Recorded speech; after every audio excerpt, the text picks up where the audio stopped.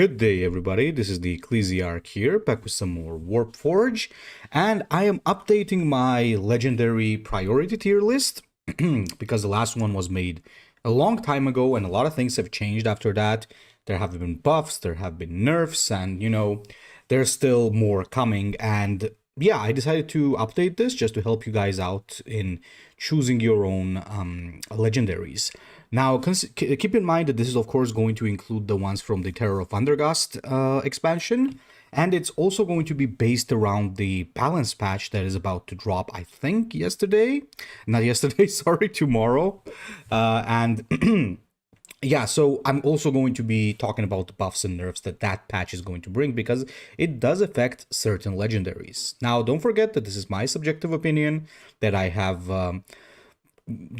based on my own experiences with the game. And yeah, I remember on the last legendary tier list, somebody commented that it sounded like it was more about based on what other people played than my own experiences. And I'm not sure where actually that came from, but sure. Anyway, gentlemen, so let us begin with the Necrons, all right?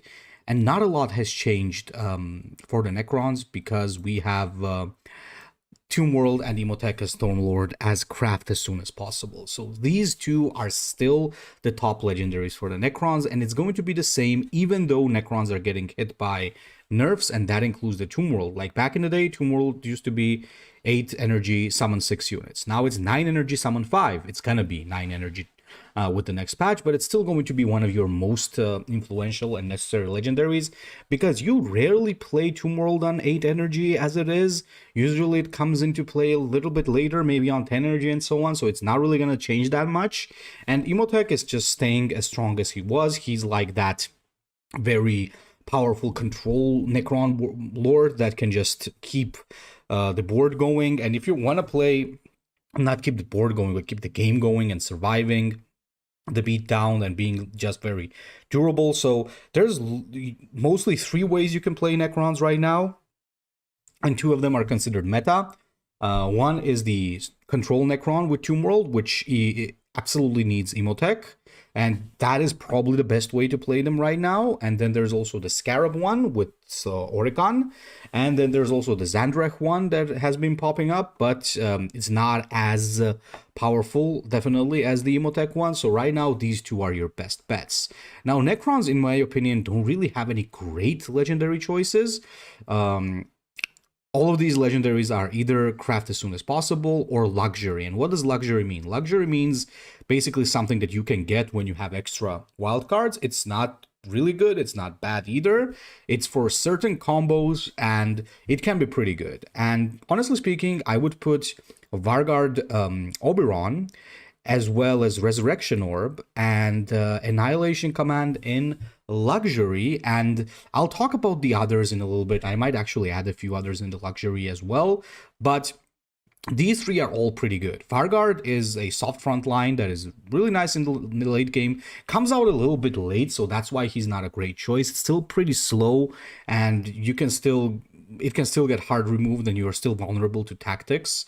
Annihilation Command is very good, but it's very specific. It's for the Scarab build, so it's not for every single Necron deck. So this is not something you will see on anything other than like decks that spam the board. And Resurrection Orb can be really nice. It can be a great follow-up for Tomb World, but it can also be a dead card in your hand. It really depends whether or not you're playing around this card, or maybe if you're playing Nemesis or Zandrech, it could be a little bit better. But overall, it's still a luxury one, not something that you need as soon as possible. The next thing is the Necron Lord and Chronomancer. Now, Necron Lord and Chronomancer are both definitely luxury-ish, I would say. I would just say that they are... The problem with these are that they're very slow. You drop the Necron Lord, it doesn't really do anything, but if it does survive, it grants you a lot of value. It has high regeneration, and it's a very good unit overall, but it's very slow. The Chronomancer suffers from the fact that it's just a worse version of the Orc Knob, because it doesn't give everything flank that's already on the board. Okay, not already on the board, like the orc knob basically has that your units have flank.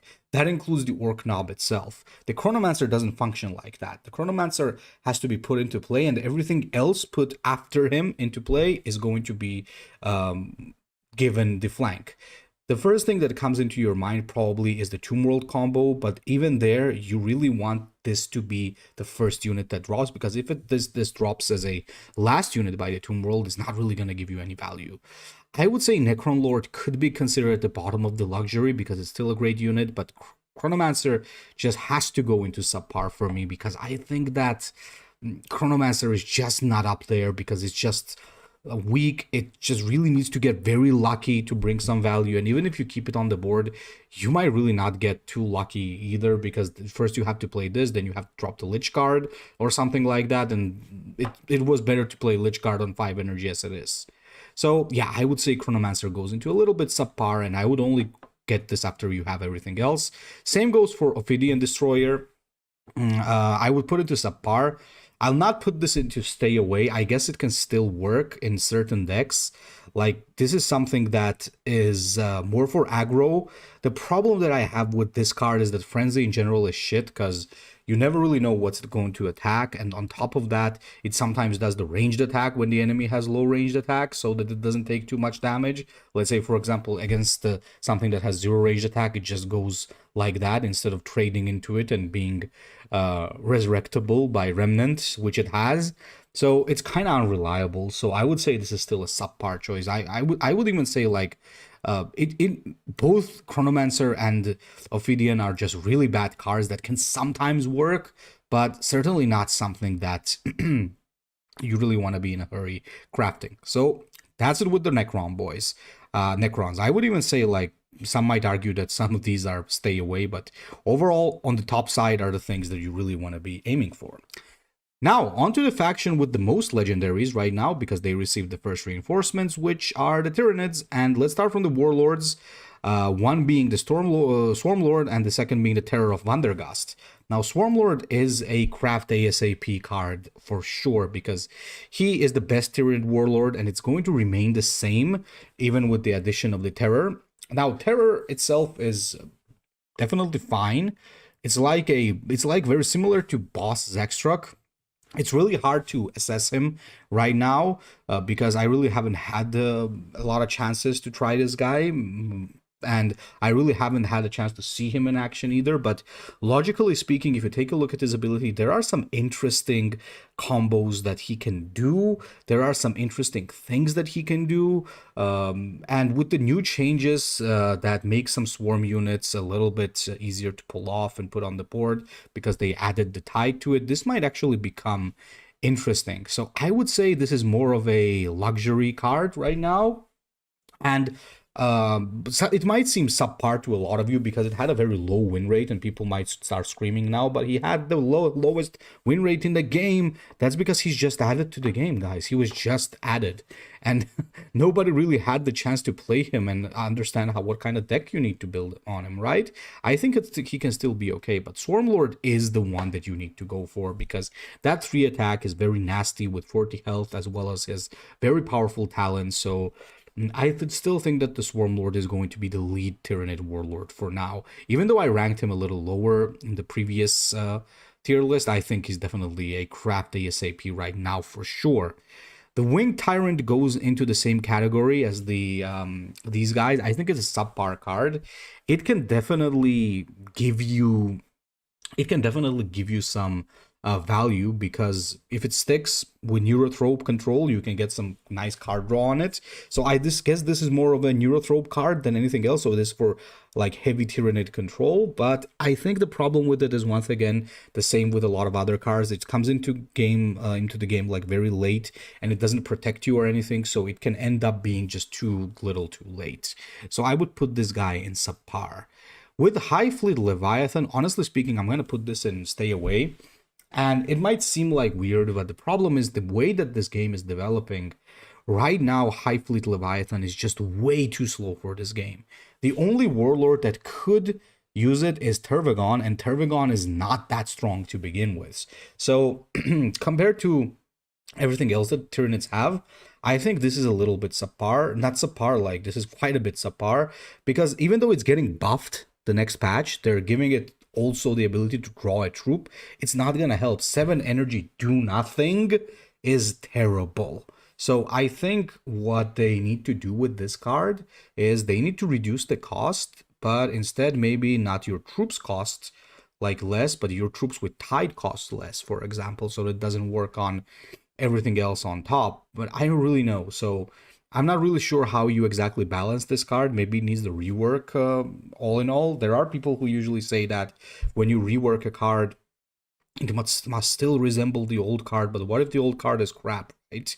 So I think that overall this goes into the stay away tier.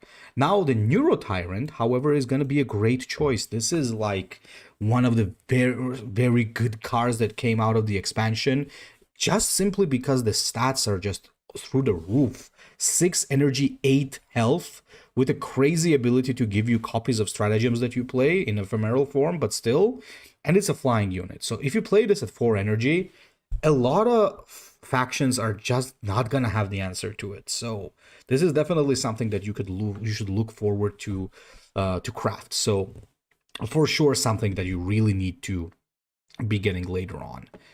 Then you have the Hive Tyrant, and unlike the Winged Tyrant, this is actually nice. This is more of a luxury choice because it suffers the same problems as the Necron Lord. It's very similar in the stat line, and it gives you a very nice ability and has Synapse, so if it survives, the value is absolutely nuts. So it gives you like the Hive Synapse Imperative or something, if I remember. It's very similar to the Swarm Lord's ability, it's just a better version of the Swarm Lord's ability.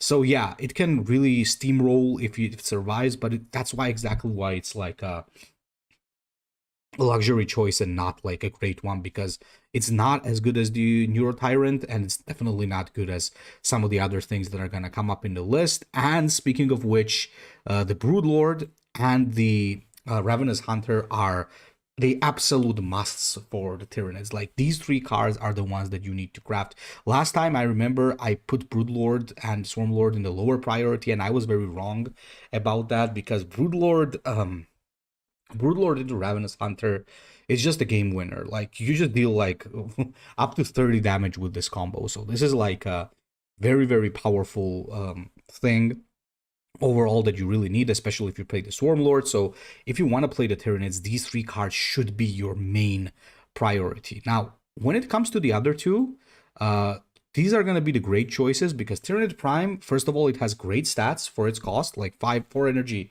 5/5 is always great with 4 range attack. Comes with the Synapse, and also has an extra combo with the Swarm ability that buffs the units that trigger the Swarm. So definitely a great card to have on every Tyranid deck.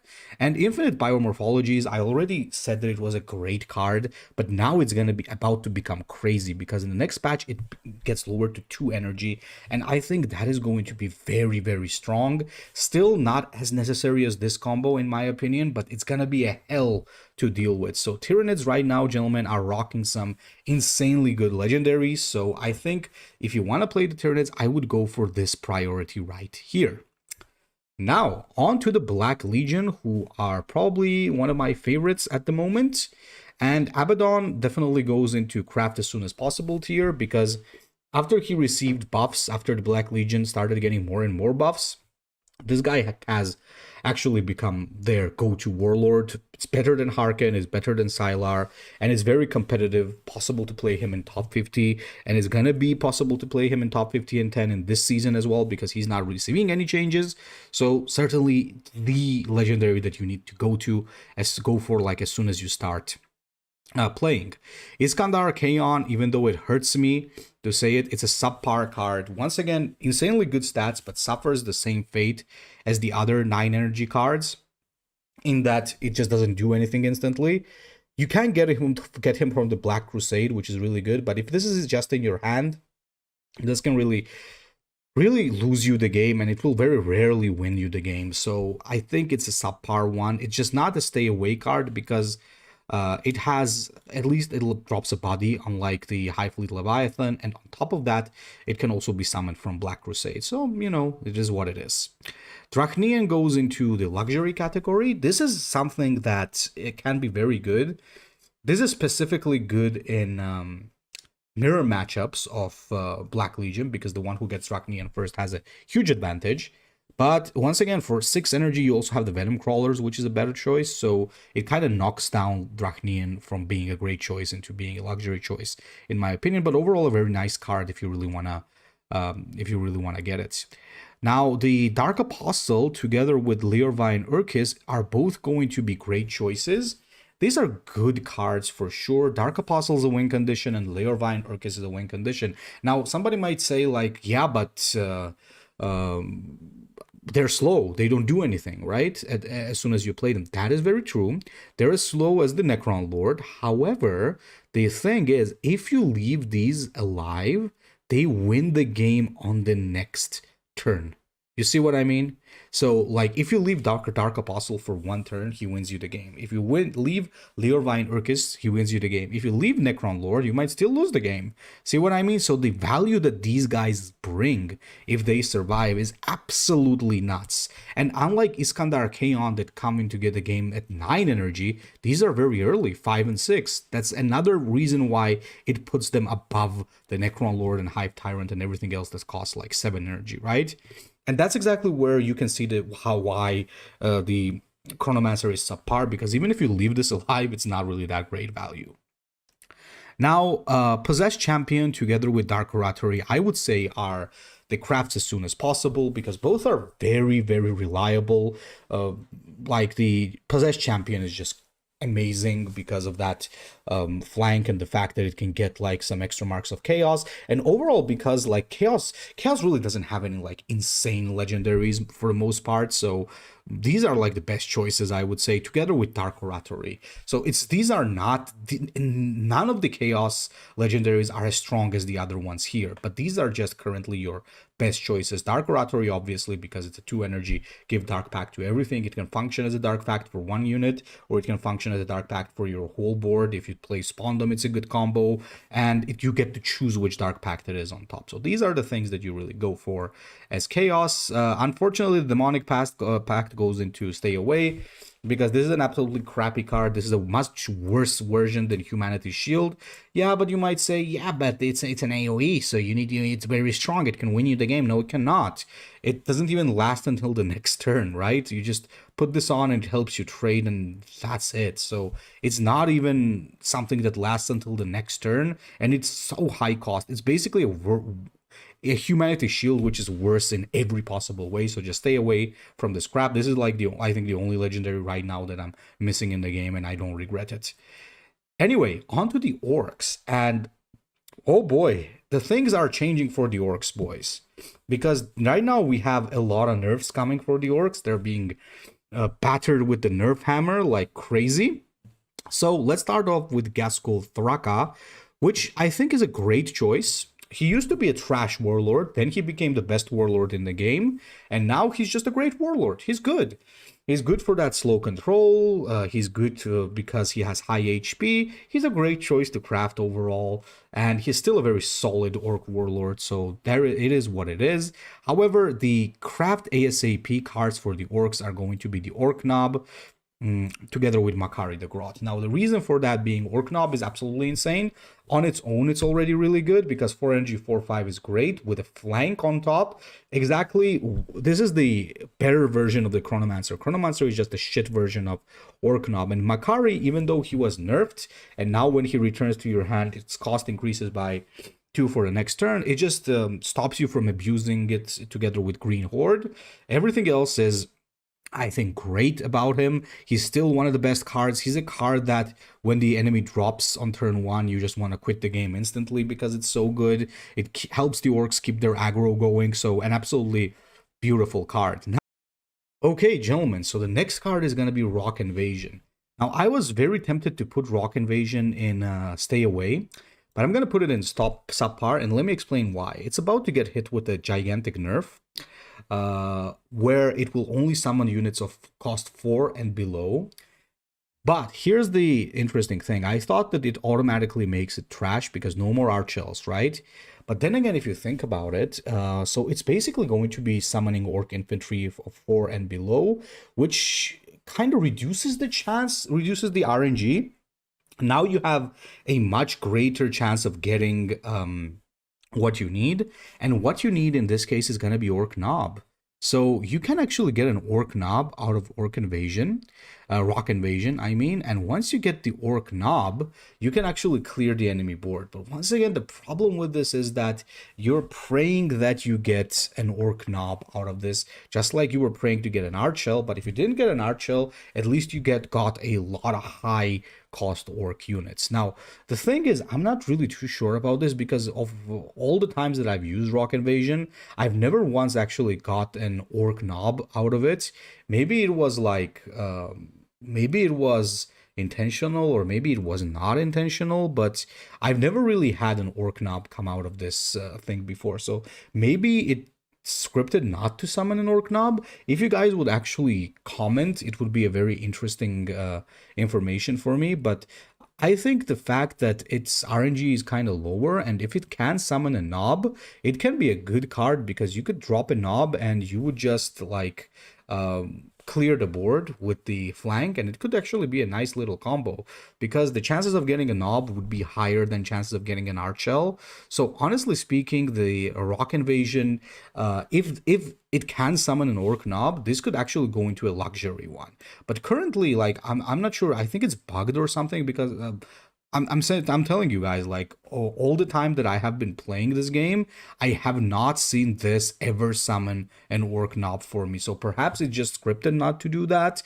But if it does, maybe it could go into a luxury one. But still, the problem with the Rock Invasion is that it's going to be very RNG. And when you play it, like if you get just trashy units, you just usually lose the game by that time. So no more Archel abuse. So I would say this deserves a subpar category right now, but I would love to know your experience, guys, and tell me, has this ever summoned an orc knob for you? If it hasn't, I might actually have to tell EG about it, and maybe it's a bug. Now, as for Archel, it goes into the luxury tier because it goes into luxury like together with Cosmic because both are really nice and both can really be a very strong pick. Like, for example, you drop an Archel against the Eldar and they're in big trouble because Eldar struggle with hard removal. You drop Mechboy Gosmek and it can make your units cheaper and the stats on it are nice, but they're not like something that you could consider a great choice because they're still lacking. They're slow and there's no big value out of it. Cosmic could give you some value because you can drop an attack with your Warlord and Mob can reduce the cost of your vehicle, but then you have to have a vehicle in your hand, which is going to be a little bit problematic starting the next patch because Boomdakas Nazwagon is also getting unstable, so there's going to be less vehicles for the orcs. So yeah, same with the Pyromaniacs. Pyromaniacs is very situational. In certain meta, this could now be really good. It used to be a very bad card when it came out, in my opinion, but as soon as we got like the Gaskell meta and other stuff, like Pyromaniacs became one of the most important cards, and even now, like, there are situations where this can be like very useful, so goes into luxury as well. Now, the other card that I would put in the great choice is the Prophet of the Wa, because it's like a command bridge from Horus Heresy Legions, and it's just very good. It's a very strong card. It's consistent. You can get your removal out of it, so it really helps you just get something that you really need at that moment from your deck. And orcs have some fantastic tactics, so this is certainly something that you need to keep in mind.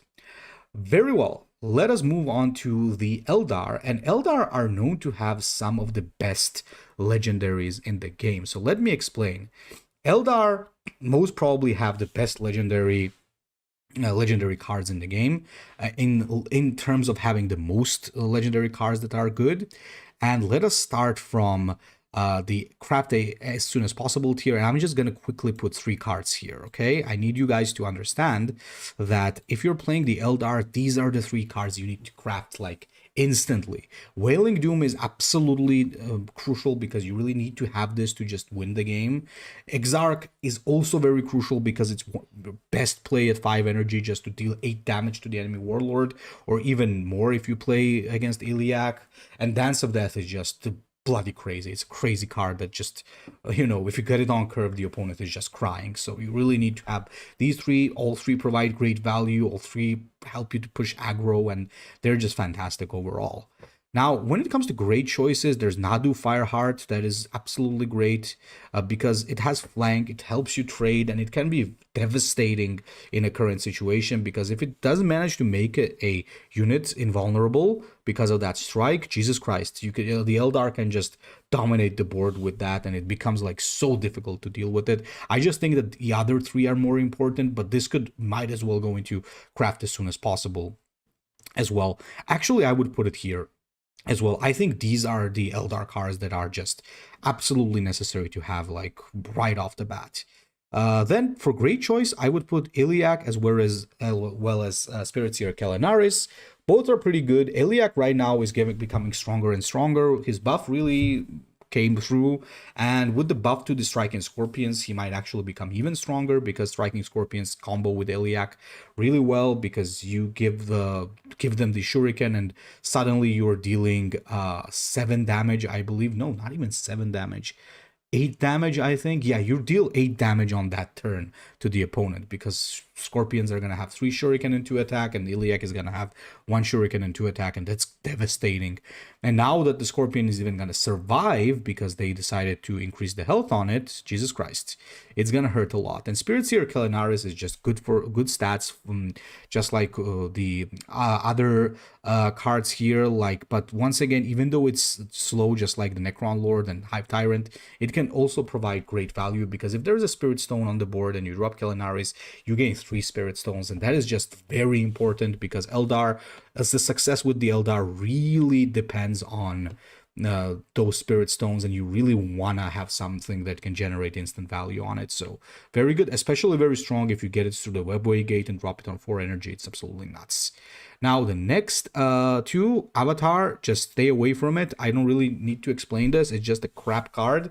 Very slow, just like the other subpar versions, but this is just a stay away because it's just like low, it even has low HP. Like its survivability is shit too. Like on 9 energy, armor 2 is really not gonna help. No Vanguard, no instant value, nothing really. So, and he even has to pay Spirit Stones to get Blast, and he has to pay even more Spirit Stones to use his special ability. So absolutely crap. So definitely something you need to stay away from.